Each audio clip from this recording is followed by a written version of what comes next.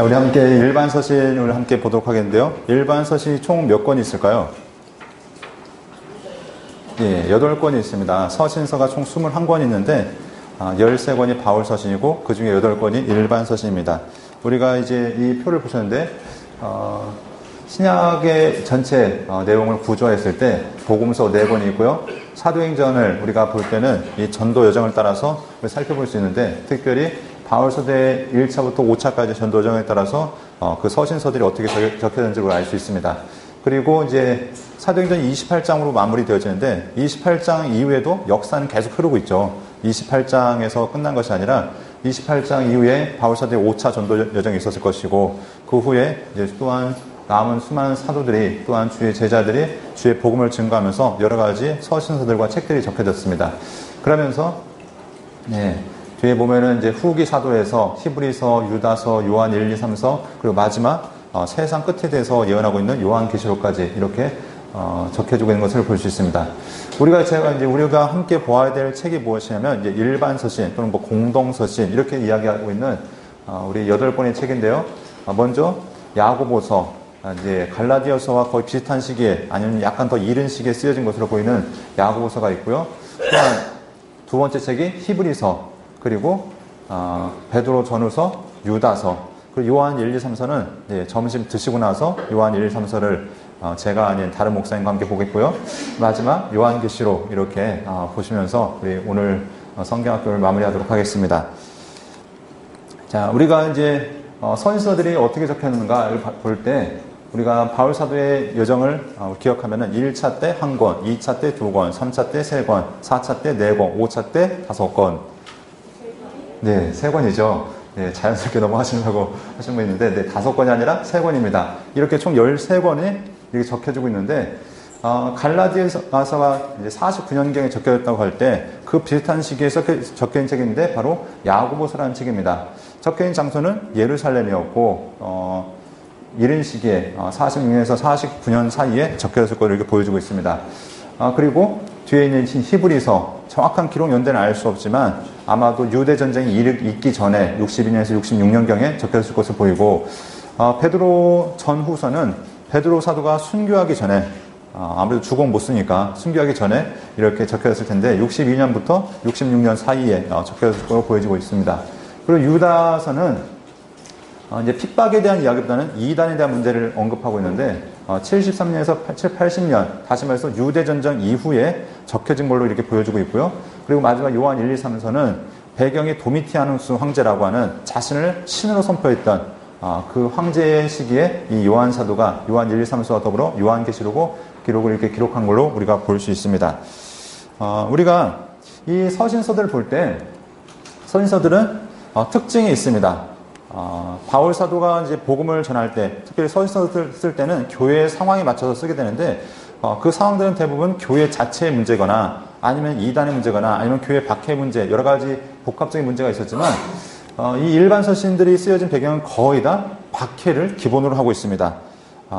이때 이제 로마에 의한 박해, 그 이전에 유대인들에 대한 박해, 이 박해들의 상황 가운데 이 서신서들이 적혀지고 있는데, 유다서만 제외하고 유다서 같은 경우는 박해보다는 교회 내부에 이단의 문제가 있지만 그것도 문제는 박해라고 볼 수 있겠죠. 교회를 박해하는 내부의 문제를 볼 수 있는데, 그래서 이 일반 서신이라는 말로도 우리가 불려지고 있지만 또 다른 이야기로는 박해 서신이라는 이름으로 이렇게 또한 우리가 볼 수 있습니다.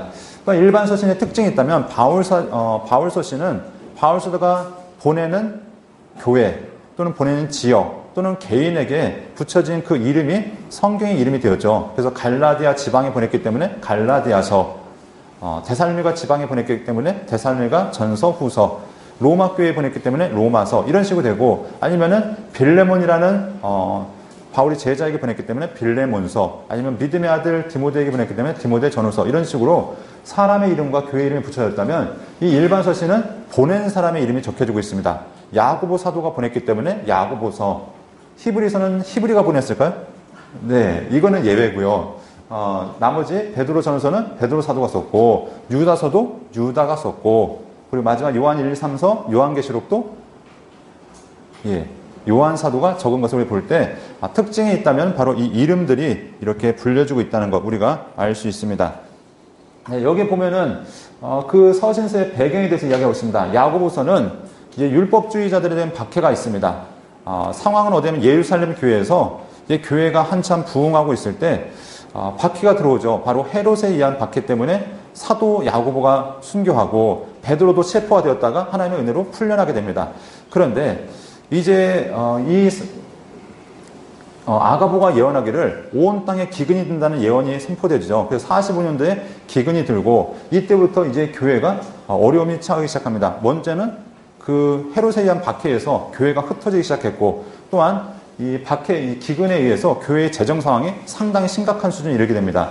그 전까지 우리가 사도행전을 보면은 이 예루살렘 교회는 어떻게 보면 자기가 가진 것을 자기 것이라 이야기하지 않고 서로 막 내놓았죠. 그래서 바나바 같은 경우가 자기의 재산을 내놓아서 인정받았던 경우가 있고, 또 그것을 따라하다가 아나니아 삽비라가 이렇게 죽는 그런 사건도 있었는데, 아무튼 초대교회는 그래도 은혜 가운데 이걸 잘 넘어갔습니다. 근데 박해가 지속되어지고 기근이 지속되니까 이 사람들이 더 이상 버티지 못하고 흩어지는 겁니다.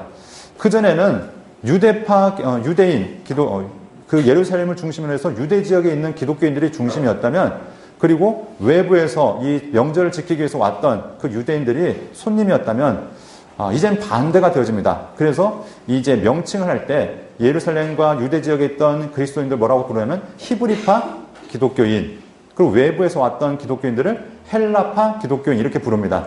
그런데 이 박해와 기근으로 인해서 상황이 완전 역전되어지죠.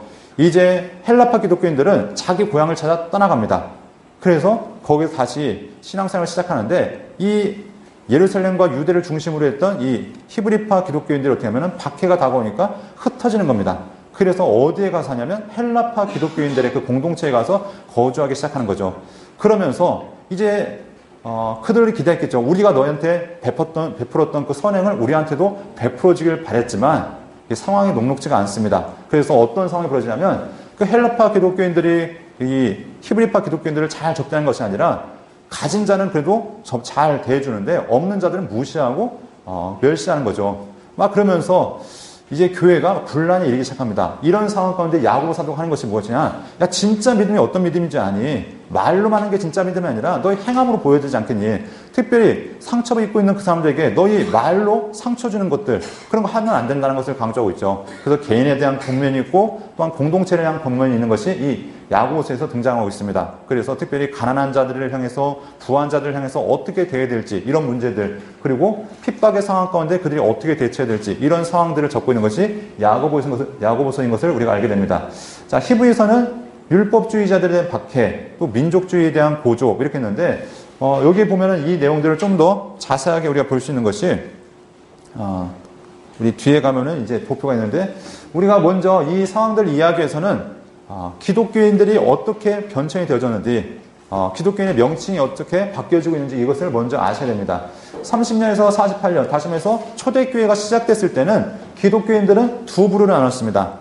방금 얘기했던 것처럼 예루살렘과 유대를 중심으로 하는 히브리파 기독교인, 그리고 외지에서 명절을 지키기 위해서 찾아왔던 헬라파 기독교인, 이것이 특징이었다면, 이제는 48년에서 73년 교회가 이제 흩어지면서 선교의 붐이 일어나기 시작할 때는 이제 명칭이 바뀌어집니다. 그래도 유대교를 받아들여서 예수 그리스도를 영접한 사람들, 헬라파나 히브리파나 다 유대교 안에서 들어왔던 사람이죠. 이런 사람들 뭐라고 하냐면 할레파 기독교인. 그리고 바울 사도가 이제 갈라디아에서 이야기하는 그 상황이 무엇이냐면 할례를 받을 것인가 말 것인가, 이런 문제를 얘기하잖아요. 그때부터 이제 구분되는 것이 할례파냐 아니면은 무할례파냐. 이때 이제 기독교인이 이렇게 구분이 되어지기 시작합니다. 이 사람들은 유대교를 배경으로 하는 사람이냐, 아니면 정말 생자가 들어왔느냐, 이것들을 얘기하면서 할례파와 무할례파 기독교인이 있고, 특별히 완전히 외지에서 전혀 기독교를 알지 못했던 사람들이 들어왔던 이방인 기독교인이 이렇게 구분되어지기 시작하는 걸 보게 됩니다. 자, 이제 73년이 마사다 전투에 의해서 예루살렘이 완전히 망합니다. 70년에 성전이 무너지고 73년에 마사다 전투에 의해서 완전히 이제 이스라엘 나라가 지구상에 사라져버리죠. 그 상황 가운데 이제는 기독교인의 명칭이 어떻게 불려지냐면 흩어진 유대인 기독교인. 왜냐하면 나라가 없으니까. 그래서 흩어진 유대인 기독교인, 다시 말해서 디아스포라 기독교인과 이방인 기독교인으로 이렇게 또다시 구분되어져서 부르기 시작하는 것을 우리가 보게 됩니다. 그래서 각각의 상황 가운데 쓰여진 서신서가 다르고 상황이 다르다는 것을 여러분 기억하셔야 되는데 이것을 이제 역사적인 사건으로 이렇게 정리하고 있는 것입니다. 30년경부터 이제 기독교가 시작되어지죠. 이때 가장 극심한 박해는 사두개인과 바리새인에 의한 박해였습니다. 그러면서 이때 베드로와 요한 이 사람이 먼저 체포되는 것을 보게 되죠. 산에는 공회에 잡혀가서 이 베드로가 담대하게 거기서 예수 그리스도를 증거했던 것을 보게 됩니다. 그래서 그들이 이제 풀려나게 되죠. 그런데 32년경에 스데반이 설교하다가 순교합니다. 왜 순교하지 아십니까? 네, 우스갯소리로 설교가 길어서 순교했다라는 얘기가 있는데 그래서 설교를 짧게 된다 얘기했는데 그게 아니라 베드로가 설교했던 대상과 이 스데반이 설교했던 대상이 달랐죠. 그리고 이 스데반이 설교할 때 그들의 분노에 의해서 결국 헬라 기독교인에 의해서 이제 이 스데반이 순교했던 것을 우리가 보게 됩니다. 그리고 이제 44년에 아그리파 1세가 이제 예수님의 제자였던 사도 야고보를 이제 처형하죠. 그리고 베드로도 체포했다가 그 밤중에 옥문이 열리면서 이 베드로가 다시 석방이 되었던 걸 보게 되는데, 그때 이제 45년에 아가보의 예언에 의해서 이제 기근이 들어오기 시작합니다. 자, 그리고 이제 대기근에 의해서 많은 사람들이 이제 먹고 살기 위해서 교회를 떠나갈 수밖에 없는.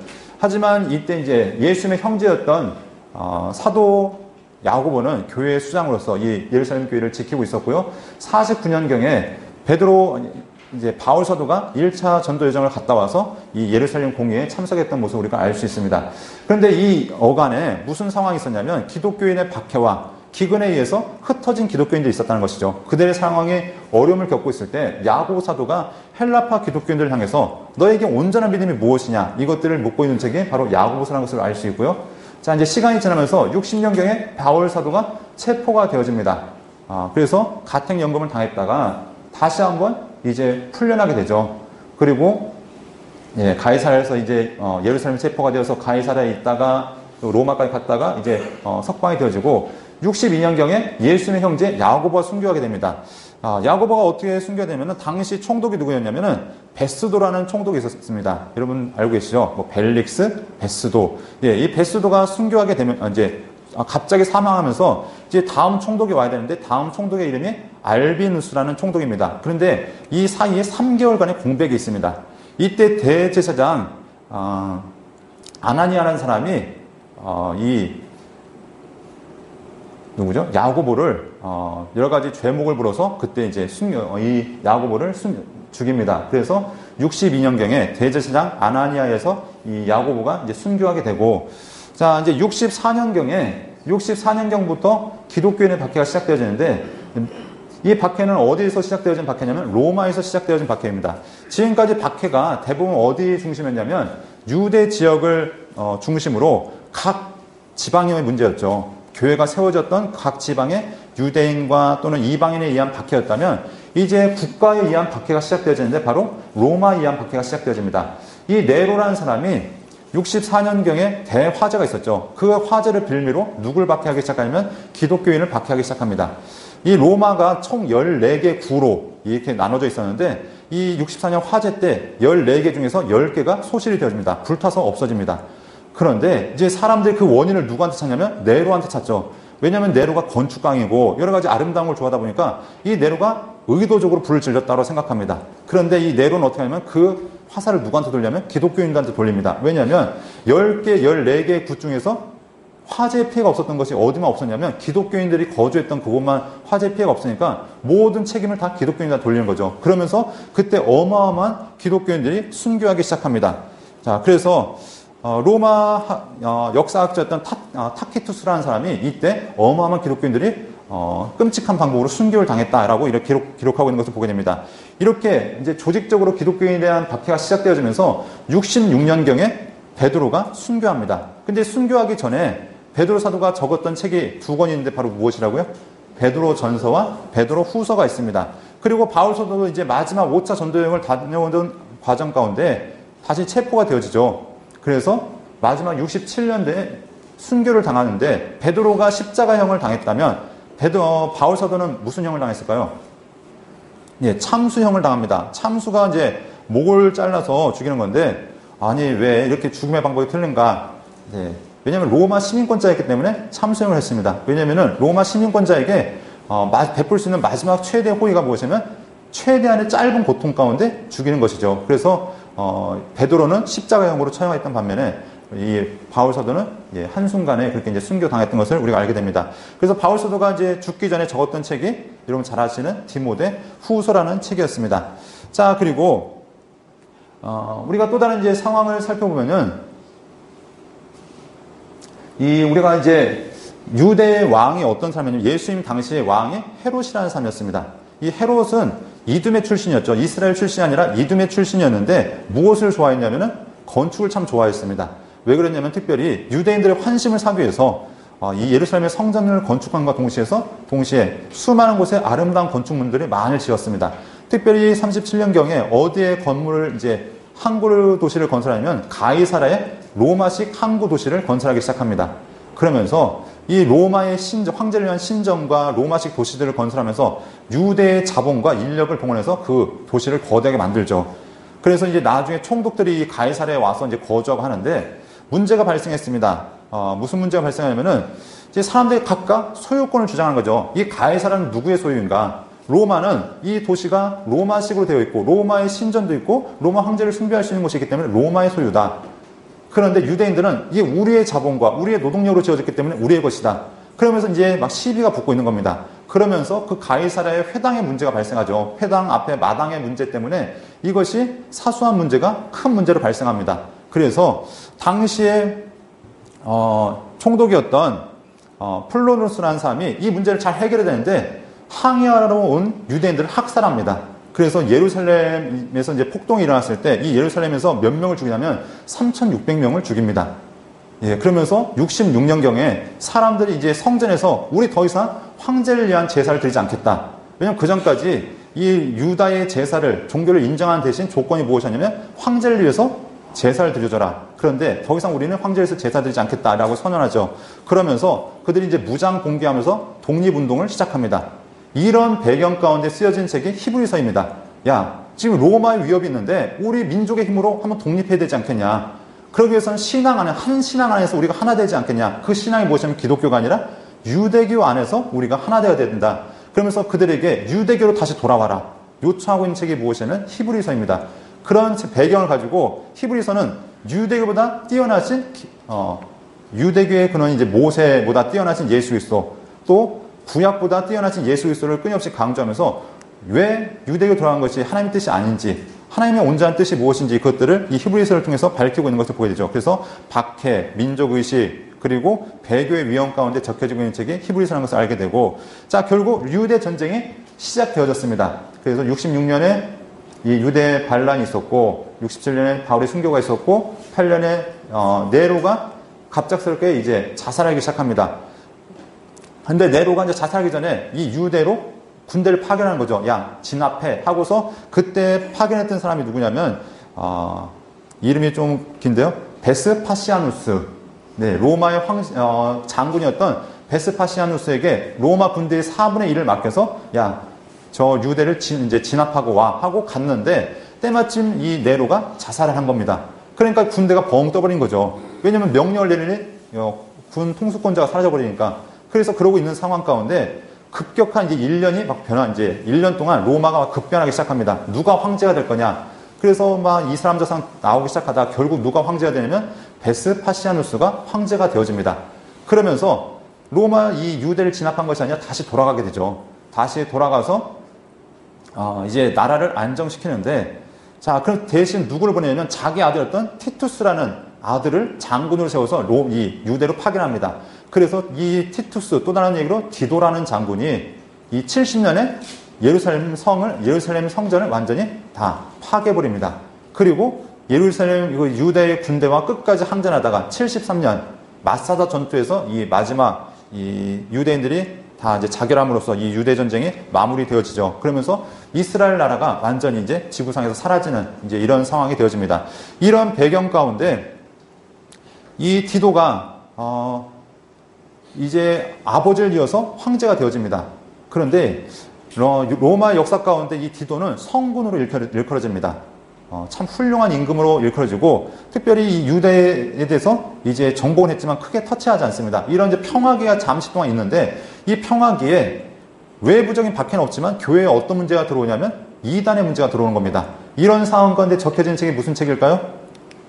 예, 유다서가 이제 시작되어집니다. 왜냐하면 이 쓰여질 때 박해가 없었던 이유가 무엇이냐면, 성전이 무너지면서 누구의 기반 세력이 다 사라졌냐면 사두개인들의 기반 세력이 다 사라집니다. 사두개인들은 성전을 기반으로 활동했던 사람인데 완전히 무너져 버렸죠. 그런데 회당은 무너지지 않았기 때문에, 말씀만 있으면, 바리새인들은 언제 살아갔기 때문에 바리새인들은 여전히 이제 건재했죠. 그런데 제사장, 사두개파, 열심당원들이 다 몰락하게 되고, 그리고 이런 상황 가운데 유대의 박해, 로마의 박해, 이런 상황이 없는 가운데 단 이제 이단의 문제만을 다루고 있는 것, 이것이 유다서인 것을 보게 되고, 또 이제 갑자기 디도가 2년 만에 죽습니다. 이제 아마 너무나 많은 업무 때문에 죽은 것 같은데, 성경 이제 역사에만 뭐 과로사를 했다 이렇게 적혀지고 있는데, 이게 로마 황제 디도가 죽으면서 그 동생이었던 도미티아누스가 이제 황제에 등극합니다. 근데 이 도미티아누스는 자기가 로마 황제는 다 자기가 이제 신의 아들이라 생각했지만, 신의 아들에 머무는 것을 좋아하지 않았죠. 나는 신의 아들이 아니라 신이다, 나는 하나님이다라고 선언한 거죠. 그러면서 그 로마 시민에게 황제 숭배를 요구하고 있는 겁니다. 그리고 이것이 로마 시민뿐만 아니라 모든 로마에 영향을 미치는 곳에 그것을 요구했을 때, 유대교는 이걸 피해갈 수 있었습니다. 유대교는 왜냐하면 로마 국가에서 인정한 종교였기 때문에, 공식 종교였기 때문에 피해가고, 또 그들에게 이제 로마의 일정한 상납금을 바치면서 피해갈 수 있었는데, 기독교인들은 국가에서 아직 인정한 종교가 아니었고 불법 종교를 인정하고 있는 것이죠. 그런데 이들이 로마 황제에 대한 숭배까지 거절하니까 어쩌면 기독교인에 대한 대대적인 박해가 시작되고 있는 겁니다. 이런 상황 가운데, 박해 상황 가운데 적혀지고 있는 책, 첫 번째 요한 1서, 2서, 3서, 그리고 요한 계시록이라는 책에 이렇게 적혀지고 있는 것을 우리가 보게 되죠. 그래서 역사를 살펴보면은 이 각 서신서들이 그냥 뜬금없이 등장한 것이 아니라 역사적인 배경 가운데 등장하고 있다는 것, 이것을 여러분들이 우리가 이제 아셔야 된다는 겁니다.